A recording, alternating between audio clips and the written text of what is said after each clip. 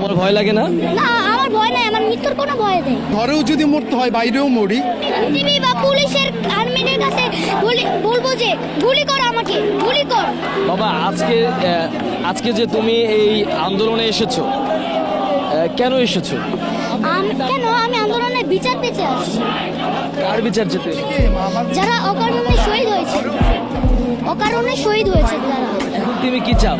এখন আমি চাই প্রতিবাদ। আর আরেকটা চাই যে হাসিনা যেন এই প্রধানমন্ত্রীর চেয়ার থেকে সরে যায় এবং মিজানুর রহমান আজাদ যেন বসে যায়। আচ্ছা, দুই ভাইরা দুই হাত প্রসারিত করে গুলি খেলো, তাদের ব্যাপারে কি বলবো?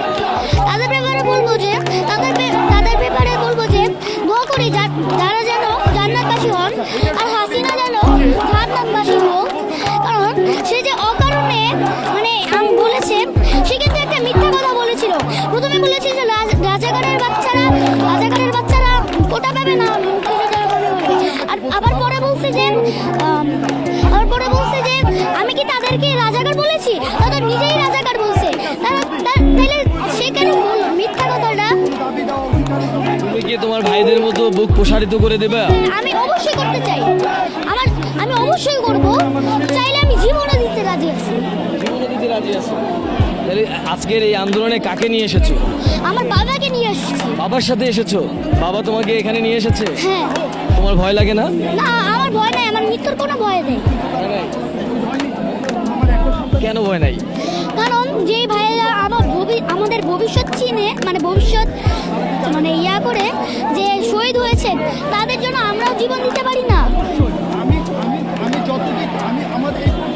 শুধু ঘরেও সেফ না, সুতরাং ঘরেও যদি মরতে হয় বাইরেও মরি, সেই চিন্তা থেকে। আর আরেকটা ব্যাপার হচ্ছে, আমার ছেলে যখন রংপুরে আবু সাইদ শহীদ হন, তখন ওই ভিডিওটা দেখে সারা রাত কান্না করেছে, আর বসে এই ছেলেটাকে কেন মারছে।